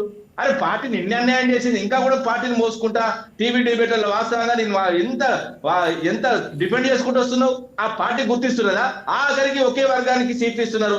గాంధీ భవన్ సాక్షిగా కొత్త వాళ్ళు పాత వాళ్ళు గప్ప గుద్దుకుంటున్నారు. నువ్వే సాక్ష్యం కదా, మీరే సాక్ష్యం కదా. మహిళలైతే మొత్తం కంప్లీట్ గా పోయి ఒకే వర్గానికి సీట్లు ఇస్తున్నారు, ఒకే వర్గానికి పదవులు ఇస్తున్నారు. వాళ్ళు కూడా మాపోయింది, ఏడ్చింది కదా. ఆఖరికి మొన్న చైర్మన్ పదవి వచ్చినా కూడా గొడగొడ ఏడ్చిన పరిస్థితులు ఉన్నాయి. ఆమె కూడా అన్యాయం చేశారు కదా టికెట్ ఇవ్వకుండా. నేనేమంటున్నా, అప్పటి కాంగ్రెస్ వేరు, ఇప్పటి కాంగ్రెస్ వేరు. అప్పుడు కాంగ్రెస్ లో గతంలో ఏంటంటే మేధావులు ఉండే, మేధావులు మొత్తం తరలిపోయిలు. ఇప్పుడు శాతుపించి అదే విధంగా రౌడీజం గుండాయిజం చేసే వాళ్ళకే సీట్లు వస్తున్నాయి. అదే విధంగా ఒకే సామాజిక వర్గం వస్తున్నది. ఒక బీసీ బిడ్డ నీకెందుకే లేదు? సుదీర్ఘంగా కొట్లాడుతున్నావు నువ్వు. నాకు కూడా ఉంటది కదా, ఎందుకంటే మరీ గుడ్డోళ్ళు కాదు కదా బ్రదర్. ఎస్ రామూర్తి గారు, అంటే ఈ సిచ్యువేషన్లో ఈ విషయంలో స్పీకర్ గారి నిర్ణయాన్ని కోర్టు రివ్యూ చేసే అవకాశం ఉందంటారా? 100% ఉంటదండి. ఇప్పుడు చట్టాలు ఎవరి కూడా చుట్టాలు కాదండి. ఇప్పుడు గతంలో కూడా తేలినాయి, ఎందుకంటే చాలా ఉన్నాయి. ఇప్పుడు స్పీకర్ 3 నెలల్లో తీర్మానం చేయాలి, తీర్పు చేయాలనేది కోర్టులో చాలా అంశాలు ఉన్నాయి. ఎందుకంటే జస్టిస్ నారిమన్ కానీ, లేకపోతే జస్టిస్ అనిరుద్ బోస్ కానీ, లేకపోతే జస్టిస్ సుబ్రహ్మణ్యం కేసులో ఎందుకంటే అవి సాక్ష్యాలుగా మనకు ఉన్నాయి. దాని ప్రకారమే 3 నెలల్లో తీసుకోవాలంటే నాకు 2 నెలలు కావాలి, ఇంకో నెల కావాలి, ఇంకో నెల కావాలి అనుకుంటే జరుపుకుంటా వచ్చి వాస్తవంగా నిర్ణయం కరెక్ట్ తీసుకుంటే అట్లా కూడా తీసుకోలేదు. ఇంత కొండంత రాగం తీసి మా తెలంగాణలో ఒకటి మాట అన్నాడు, కానీ కొండంత రాగం తీసి ఏదో పాట పాడినట్టు అయింది తప్ప స్పీకర్ దేనికి పనికిరాడు, ముఖ్యమంత్రి దేనికి పనికిరాడు. వాస్తవంగా చెప్పాలంటే ఆ కాంగ్రెస్ పార్టీని భూస్థాపితం చేయడానికే పనిచేస్తున్నారు తప్ప ఆ కాంగ్రెస్ పార్టీని లేపాలనో, కాంగ్రెస్ పార్టీకి మంచి పేరు రావాలనో ఈ నిర్ణయాలు తీసుకోవట్లేదు. ఎందుకంటే ఈ నిర్ణయం వెనక చాలా పెద్ద కుట్రలు ఉన్నాయి. తెలంగాణ మీద, తెలంగాణ అస్తిత్వం మీద పార్లమెంట్ సాక్షి కూడా ఏ విధంగా నడుస్తున్నది బ్లాక్ డే నట. బ్లాక్ డే ఎట్లయితే ఇప్పుడు నేను మొన్న, ఎందుకంటే మీ వాస్తవంగా ఆంధ్రప్రదేశ్ సంబంధించి ఒక ఎంపీ తెలంగాణ ఏర్పాటు ఆ రోజట బ్లాక్ డే అంటే ఎట్లా బ్లాక్ డే అవుతుంది? నేనేమంటే తమిళనాడుకి వెళ్ళి మీరు వేరుపడి వచ్చింది కదా, ఆ రోజు బ్లాక్ డే కావచ్చు. ఆంధ్ర రాష్ట్రంగా ఒక అవతరించిన తర్వాత పొట్టి శ్రీరాములు 48 రోజులు 58 రోజులు ఆయన పేగులు మార్చుకొని చచ్చిపోతే ఒక రాష్ట్రం ఏర్పడితే ఆ రాష్ట్రాన్ని కూడా ఆయన త్యాగాన్ని ఫలితంగా కూడా ఉండనివ్వలేదు. 3 ఏళ్ళకే మురుగు బొక్కలు వచ్చి వాస్తవంగా తెలంగాణ వచ్చి కలిసిళ్ళు. మీకు అప్పుడు బ్లాక్ డే, ఎందుకంటే మీ ఫాదర్ స్టేట్ ను వదిలిపెట్టి వచ్చి ఇక్కడైతే కలిసిల్లో సపరేట్ గా స్టేట్ ఆంధ్రప్రదేశ్ ఎవరు పెట్టుకున్నారండి? ఆంధ్రప్రదేశ్ ఎక్కడి నుంచి వచ్చింది వాడు? 3 ఏళ్ళు వాస్తవంగా తమిళనాడు నుంచి వేరుపడ్డ తర్వాత మీ రాష్ట్రం పేరు ఏంటి? నేను ఆంధ్రప్రదేశ్ అడుగుతున్నా. మీ ఆంధ్ర రాష్ట్రం ఎప్పుడైతే తెలంగాణలో కలిసినప్పుడు తెలంగాణ అంతకుముందే రాష్ట్రం, అంతకుముందే రాష్ట్రంలో తీసుకొచ్చి కొంత భాగాన్ని కలిపిన తర్వాత ఆంధ్రప్రదేశ్ అని ఒక హిందీ పదం తగిలిచ్చిళ్ళు. దానికి మేము అప్పుడు వ్యతిరేకమే, ఇప్పుడు వ్యతిరేకమే. మేమేమంటున్నాం, రెంట్కి వచ్చి ఉన్నంత మాత్రమే రెంటర్స్ అవుతారు తప్ప ఓనర్స్ ఎప్పుడు కాదు. తెలంగాణలో మా పాలన మాది, మా నేల మాది, మీ నేల మీ అభివృద్ధి చేసుకోండి. మీరు ఆంధ్ర రాష్ట్రాన్ని మళ్ళీ ఆంధ్ర రాష్ట్రం పేరు పెట్టుకోండి, ప్రదేశ్ తీసేసుకోండి. లేకపోతే మీ ఫాదర్ స్టేట్ తమిళనాడు కాబట్టి తమిళనాడు ఉన్నది కాబట్టి ఆ నాడు తీసుకొచ్చి ఆంధ్ర నాడు అన్న పెట్టుకోండి, లేకపోతే తెలుగు నాడు అన్న పెట్టుకోండి. మరీ చెప్తున్నా, మీరు ఎప్పుడైతే ఈ నాడని పెట్టుకుంటారో లేకపోతే ఆంధ్ర రాష్ట్రాన్ని పెట్టుకుంటారో అప్పుడే పొట్టి శ్రీరాములు త్యాగానికి ఫలితం ఉంటుంది తప్ప అప్పటిదాకా ఫలితం ఉండదు. ఎప్పుడు కూడా ఇతర రాష్ట్రాల మీద, పక్క రాష్ట్రం మీద ఏడ్చులు బంద్ చేయండి. ఎందుకంటే అప్పుడు తమిళనాడు నుంచి వేరుపడి మీరు సపరేట్ గా వచ్చి కొన్ని రోజులు ఉన్నారు, మళ్ళీ తర్వాత మా నుంచి వేరుపడి మా దాంట్లో వచ్చి కలిసిన తర్వాత ఇప్పుడు మళ్ళీ, ఎందుకంటే మీ రాష్ట్రం మీకు వచ్చింది, మా రాష్ట్రమే కాదు, మా రాష్ట్రం మాకు వచ్చింది, దానికంటే మీ రాష్ట్రం మీకు కూడా వచ్చింది. అదే విధంగా పొట్టి శ్రీరాములు త్యాగ ఫలితం వచ్చింది, కానీ దాన్ని నిలుపుకోవాలి.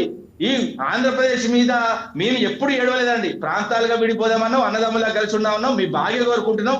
మీరు రాజధాని నిర్మించుకోండి, కర్నూలు రాజధాని మీద ఇంతమంది ఇప్పటి వరకు కూడా రాజధాని ఏదంటే కూడా చెప్పని పరిస్థితి. ఎందుకు ఆ పరిస్థితి? రాజధాని నిర్మించుకోండి, సస్యశ్యామలంగా ఉండండి. రాజధాని నిర్మాణం అవుతుంది కదా, లేని పరిస్థితి ఎక్కడ ఉంది? రాజధాని ఆల్రెడీ నిర్మాణం అవుతుంది కదా అమరావతిలో నిర్మాణం జరగట్లేదా? ఎన్ని సంవత్సరాలు సార్? అవును, మధ్యలో మళ్ళీ మీతో కలిసిన ఏదైతే పార్టీ ఒక్క నిమిషం ఆగండి. 53లో ఇట్లా విడిపోగానే, ఎందుకంటే తమిళనాడు ఇచ్చి విడిపోగానే కర్నూలు రాజధాని ఉన్నది. కర్నూలు రాజధాని కేంద్రంగా 3 ఏళ్ళు మంచిగా అసెంబ్లీ సమావేశాలు, కార్యక్రమాలు అన్ని నడిచినాయి. ముఖ్యమంత్రులు ఏర్పడ్డారు, అన్ని ఏర్పడ్డారు. మరి దాని తర్వాత మళ్ళా కలిపిన తర్వాత హైదరాబాద్ అయింది. హైదరాబాద్ డెవలప్ చేసింది అంతా ఆంధ్రానే కదా, ఆంధ్ర వాళ్ళే కదా అక్కడ డెవలప్ చేసింది. చెప్తున్నా అండి సుష్మా గారు, ఆంధ్ర ఏమంటున్నారు? రాష్ట్రం మొత్తం తీసుకుంటే తెలంగాణ రెవెన్యూ ఎక్కువ. తెలంగాణ రెవెన్యూలో ఉమ్మడి రాష్ట్రంలో ఎక్కువ ఖర్చు ఎక్కడ పెట్టిల్లు అన్నది కూడా తెలుసుకుందాం. నెల్లూరులో పెట్టిల్లు, ఎందుకంటే విశాఖపట్నంలో పెట్టిల్లు, ఒంగోలులో పెట్టిల్లు. ఈ మాట కరెక్ట్ కాదండి రామూర్తి గారు. ఇప్పుడు మనం మాట్లాడుకునే అంశం వేరు, మీరు మాట్లాడే అంశం వేరు. రామూర్తి గారు, దానికి సంబంధించి సపరేట్ డిబేట్ లో మాట్లాడరు, ఎందుకంటే మీరు చెప్పేది కరెక్ట్ కాదు. మీరు చెప్పేది కరెక్ట్ కాదు. ఒక నిమిషం ఆగండి. రాష్ట్ర బడ్జెట్ అన్నప్పుడు కలిసి ఉన్నప్పుడు ఒకటే బడ్జెట్ ఉంటదండి, రెవెన్యూ ఒకటే బడ్జెట్ ఉంటది, కానీ ఎక్కువ డబ్బులు ఎక్కడి నుంచి వచ్చేదని మీరు తెలుసుకోండి, తీసుకోండి. ఇక్కడ తెలంగాణ ఆంధ్ర విడిపోవడం వల్ల ఎక్కువ నష్టపోయింది ఆంధ్ర వాళ్ళనే చెప్పుకోవాలి. ఒకటే నిమిషం ఆగండి. 56లో ఏర్పడ్డ తర్వాత 2000 నేను మరీ చెప్తున్నా, 2014 వరకు ఉమ్మడి రాష్ట్రంలో ఉమ్మడి బడ్జెట్ లో డబ్బులు అందరి డబ్బులు, అక్కడ ఉన్న డబ్బులు కానీ ఇక్కడ ఖర్చు అయింది, ఇక్కడ ఉన్న డబ్బులు అక్కడ ఖర్చు అయింది. కానీ మీరు ఏమంటున్నారంటే ఇక్కడే డెవలప్ అయిందంటే తప్పు మాట.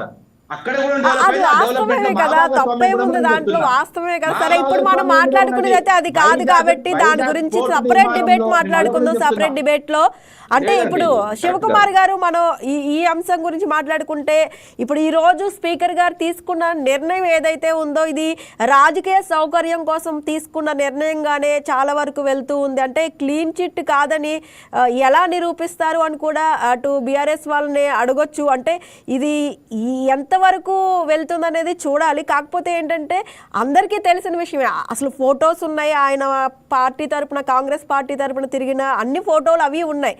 కానీ స్పీకర్ గారు తీసుకున్న నిర్ణయం తప్పు నిర్ణయం అనే చెప్పుకోవాలంటే మీరు గతంలో గురించి మాట్లాడుతున్నారు, గతంలో ఇలాంటి పరిస్థితి ఎదురవ్వలేదు కదా. అవునండి. అయితే ఇక్కడ ఏమంటే ప్రచారం చేసింది కానీ అవి కానీ మీడియాలో కానీ వాటి పబ్లిసిటీ ఉన్నాయి, నేను కాదంటలేను.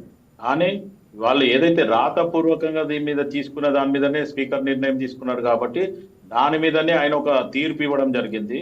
రాతపూర్వకంగా తీసుకున్న దాని మీద తప్ప మిగతా విషయంగా ఆలోచిస్తే ఏదైతే పార్టీ ఫిరాయింపుల చట్టం గురించి కానీ అవిటి గురించి ఆలోచిస్తే ఈ నిర్ణయం ఆఫ్ ద రికార్డ్ ఏమంటే మొత్తానికి పార్టీని ఇప్పుడు ప్రస్తుతానికి వాళ్ళని పక్కకు తప్పించడానికి అనే రకంగానే తీసుకున్న నిర్ణయం. ఎందుకంటే స్పీకర్ గారు కనుక ఖచ్చితంగా ఇప్పుడు టీఆర్ఎస్ వాళ్ళు ఇచ్చినా ఇంకా లేదంటే సోషల్ మీడియాలో వచ్చిన ఏవైనా సరే ఆ ప్రూఫ్స్ కనుక తీసుకుంటే మటుకు ఈ నిర్ణయం తీసుకోవడానికి ఉండదు. ఎందుకంటే మొత్తానికి రాతపూర్వకం మీరు రాసింది చదువుతా అనేది ఒక నిర్ణయం పోయింది కాబట్టి వాళ్ళు ఇప్పుడు ఇది పార్టీ కాంగ్రెస్ పార్టీకి చెడ్డ పేరే కదా.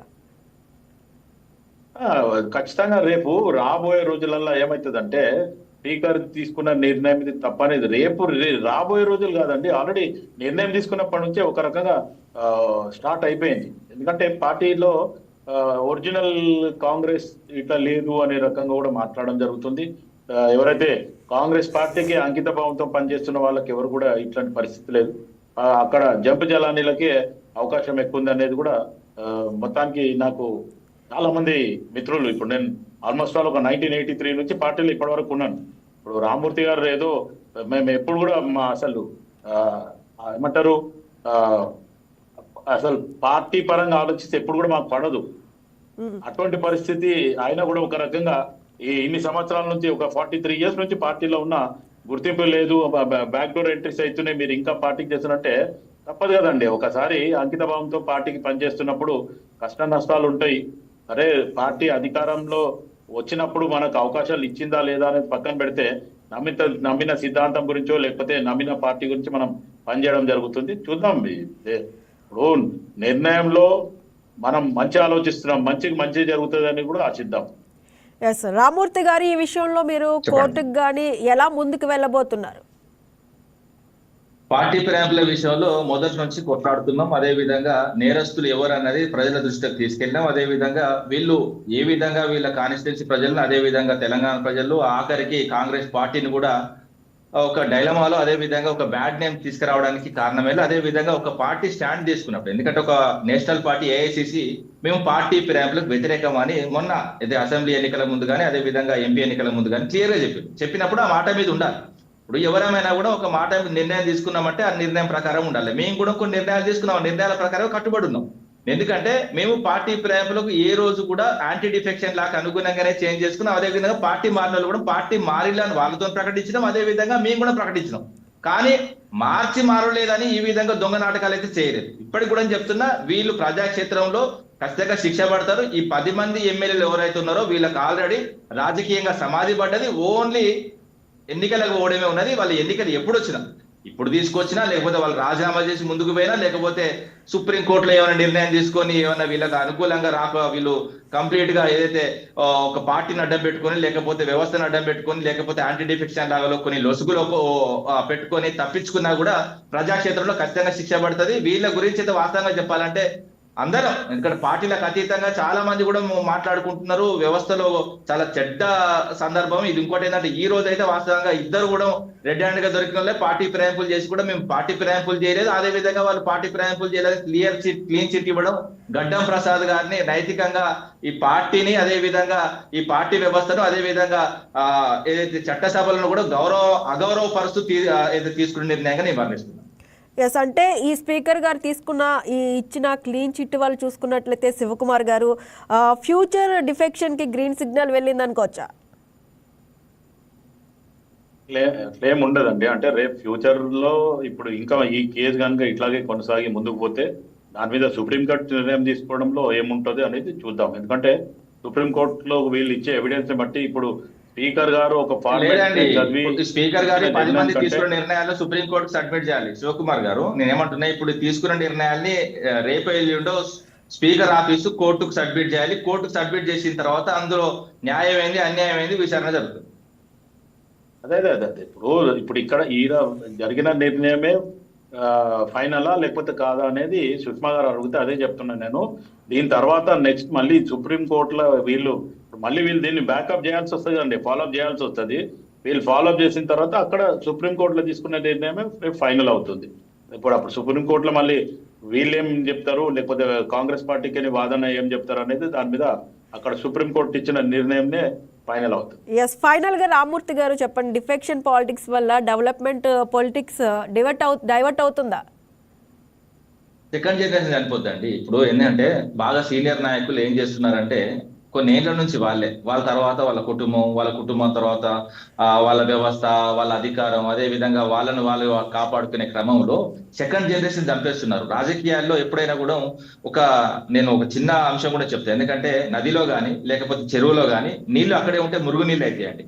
ఎప్పుడైనా కూడా ప్రవాహం ఉండాలి. ప్రవాహం ఉన్న చెరువు కానీ ప్రవాహం ఉన్న కాలువ కానీ స్వచ్ఛంగా ఉంటది. ఎందుకంటే ఒక సెక్షన్ ఒక సంవత్సరాలు 20-30 సంవత్సరాలు సేవ చేసిన తర్వాత వాళ్ళకు రిటైర్మెంట్ లాగా ఉండి మిగతా కొత్త వాళ్ళు వచ్చే పరిస్థితులు ఉండాలి. ఎందుకంటే వీళ్ళే అంటి పెట్టుకొని మళ్ళీ తర్వాత వీళ్ళ కుటుంబాన్ని ఇన్వాల్వ్ చేసుకుంటా ఈ విధంగా. ఎందుకంటే ఇప్పుడు గాంధీ కుటుంబం గాంధీ కుటుంబం అని కూడా కాదు, అద్దె గాంధీ కుటుంబం అనొచ్చు, లేకపోతే దత్తత గాంధీ కుటుంబం అనొచ్చు. వాళ్ళు ఏ విధంగా ప్రవర్తించి కొన్నేళ్ల నుంచి వాళ్ళే, దాని తర్వాత మన్మోహన్ సింగ్ ఉంటే ఏం చేసిళ్ళు, దాని తర్వాత పివి నరసింహరావు ఉంటే ఏ విధంగా అన్యాయం చేసిళ్ళు, ఆయనను మొత్తం కంప్లీట్ గా ఆయన దహన సంస్కారాలు చేయకుండా వాస్తవంగా ఢిల్లీలో 3 అడుగుల 6 అడుగుల నేల కూడా ఇవ్వకుండా ఆయన అన్యాయం చేసిన పరిస్థితులు చూసినాయి. ఎందుకంటే ఇవన్నీ మనం చూసుకుంటే కులంకుశంగా మనం చర్చించుకుంటే ఈ డిఫెక్షన్ వల్ల అటు రాజకీయాల్లో ఉన్న కొత్త నాయకత్వాన్ని కానీ రాజకీయాలకు కానీ ప్రజలకు కానీ చాలా వాస్తవంగా అన్యాయం జరుగుతున్నది తప్ప న్యాయం జరగట్లేదు. వీళ్ళ ఆస్తులు, ఎందుకంటే ఇప్పుడు 10 మందికి సంబంధించిన వీళ్ళ మీద ఆస్తుల మీద అసలు ఒక సిబిఐయో లేకపోతే ఈడీయో లేకపోతే ఇంకా వీళ్ళ ఒక సుప్రీంకోర్టు జడ్జితోని మొత్తం కంప్లీట్ గా వీళ్ళ మీద విచారణ చేస్తే వీళ్ళ ఆస్తులు ఏంది, అసలు వీళ్ళు ఎందుకు పార్టీ ఫిరాయింపులు చేస్తున్నారు, ఏ పార్టీ అధికారం ఉంటే ఆ పార్టీ దగ్గరికి ఎందుకు పోతున్నారు, మరి ఇన్ని సంవత్సరాలుగా వీళ్ళు దాదాపు 20-30 సంవత్సరాలుగా అంటి పెట్టుకొని వీళ్ళు సంపాదన ఏందని తీస్తే వాస్తవంగా మైండ్ బ్లాక్ అయ్యే అంశాలు, అదే విధంగా రాష్ట్రం నెవరబోయే అంశాలు బయటకు వస్తాయండి. ఖచ్చితంగా వీళ్ళ మీద అలాంటి చర్యలు చేస్తే, ఇప్పుడు బీజేపీ అధికారంలో ఉన్నది కేంద్రంలో, చొరవ తీసుకొని చేసి మేము యాంటీ డిఫెక్షన్ లాకి మేము వ్యతిరేకం కాకంటారు. మరి మహారాష్ట్రలో రంపామెట్టి రపరప కోస్తారు, అదే విధంగా ఆడ కుటుంబాలు వేరే చేస్తారు, ఆ పార్టీని కూడా మొత్తం 2 ముక్కలు చేస్తారు. ఇలాంటి పరిస్థితులు వాళ్ళేం తక్కువ కాదు వీళ్ళేం తక్కువ కాదు. ఏంటంటే దేశవ్యాప్తంగా ఒక చర్చ తీసుకుంటే జాతీయ పార్టీలకు జాతీయవాదం లేదు. ఈ జాతీయవాదం ఒకటి తీసుకొని యాంటీ డిఫెక్షన్ లా అని ఇప్పుడు ఇవాటికి రేపైనా పెట్టుకోవచ్చండి సమావేశం పెట్టుకొని యాంటీ డిఫెక్షన్ లా ఉన్న ఏదో పొరపాట్లు సరిదిద్ది, ఏదైతే జెండా పట్టుకొని జెండా మార్చినా, అదే విధంగా కండువ మార్చినా కంప్లీట్ గా వాళ్ళని డిస్క్వాలిఫై చేస్తే అయిపోయే చట్టాలను తీసుకొస్తే ఇదంతా విలేదుకుంటుందండి. ఇప్పుడు ఏంటంటే అప్పుడు కేంద్రంలో వాళ్ళు తీసుకోరు, వీళ్ళు ఉన్నప్పుడు వీళ్ళు తీసుకోరు. ఎందుకంటే వాళ్ళు కాపాడుకుంటారు. కేంద్రంలో మేము లేము, ఆ శక్తి మాకు లేదు. ఎందుకంటే యాంటీ డిఫెక్షన్ లా అన్నది కేంద్ర పరిధిలో ఉంటది కాబట్టి రాష్ట్రాలు తీసుకునే నిర్ణయం కాదు. మాకు వాస్తవంగా చక్రం తిప్పే టైం వచ్చినప్పుడు మేము కూడా చేసాం. ఎందుకంటే చంద్రబాబు నాయుడు కూడా ఎక్కడిచ్చిలే నువ్వు అంత సీన్ ఉన్నదా కథా కార్కర్ అంటే, ఈ రోజు చంద్రబాబు నాయుడు లేకపోయినా వాస్తవంగా అయితే ప్రాంతీయ పార్టీలు లేకపోయినా మోడీ కుర్చీ ఉండదు. ఇప్పుడు ప్రాంతీయ పార్టీలకు కాలు పట్టుకునే పరిస్థితి అదే మన దగ్గర కూడా మొన్న ఎన్నికల్లో వాస్తవంగా 5ో 6ో సీట్లు ఇస్తే మా పరిస్థితులు గట్లే ఉండు. కానీ ప్రజలు ఏంటంటే అక్కడ మోడీ బెస్టా లేకపోతే రాహుల్ గాంధీ బెస్టా అంటే రాహుల్ గాంధీ నేర్చుకోవాలి, మోడీ బెస్ట్ అని తీర్మానం చేసిళ్ళు. అదే విధంగా ఓట్లు వచ్చినాయి. ఇంకోటి సున్నాలు వచ్చినాయి, మమ్మల్ని కూడా ఎక్కించిన చాలా మంది ఉన్నారు. కానీ దేశవ్యాప్తంగా 2 జాతీయ పార్టీలకు వాళ్ళకు ఒక 13 రాష్ట్రాల సున్నాలు వచ్చినాయి, అదే విధంగా 10 రాష్ట్రాల సున్నాలు వచ్చినాయి. అధికారంలో ఉన్న రాష్ట్రాల్లో కూడా సున్నాలు వచ్చినాయి. మేము ఒకే రాష్ట్రంలో పోటీ చేస్తాం, అది కూడా ఎమ్మెల్యే ఎన్నికల్లో 1.8 ప్రకారం ఓడిపోయినాం. అదే విధంగా 16% ఓటింగ్ తో ఎంపీ ఓట్లు కూడా మాకు పడ్డాయి. మేము మొత్తం అన్యాయం జరగలేదు. మళ్ళీ సర్పంచ్ ఎన్నికల్లో పుంజుకున్నాం, దాని తర్వాత మన కార్పొరేషన్ మున్సిపాలిటీ కూడా పుంజుకున్నాం. రానున్న రోజుల్లో కూడా మాదే అధికారం రాసి పెట్టుకున్నాం. Yes right, thank you so much Rammurthy గారు, శివకుమార్ గారు, అలాగే భూమిరెడ్డి శ్రీనాథ్ రెడ్డి గారు, థ్యాంక్ యూ సో మచ్ డిబేట్లో పార్టిసిపేట్ చేసినందుకు. ఎస్, మొత్తానికైతే దానంపై స్పీకర్ నిర్ణయం అయితే సంచలనంగా మారిందని చెప్పుకోవాలి. బీఆర్ఎస్ పార్టీలో ఎమ్మెల్యేగా ఉంటూనే కాంగ్రెస్ పార్టీలో ఎంపీగా పోటీ చేసిన అది ఆ వైనం అందరికీ తెలిసిందే. అయినా కూడా ఎటువంటి సాక్ష్యాలు లేవని కూడా అనర్హత, ఈ పిటిషన్ పై కూడా క్లీన్ చిట్ ఇవ్వడం అనేది ఒక హాట్ టాపిక్ గానే మారింది. మరి చూడాలి బీఆర్ఎస్ వాళ్ళు కోర్టుకు వెళ్ళి మళ్ళీ దీనిపై ఎలాంటి ఇదేస్తారనేది చూడాలి. అటు కోర్టులు కూడా ఎలాంటి తీర్పిస్తాయనేది వేచి చూడాల్సిన పరిస్థితి ఉంది. That's all for now. Keep watching YK news, Telugu వారి గుండె చప్పుడు.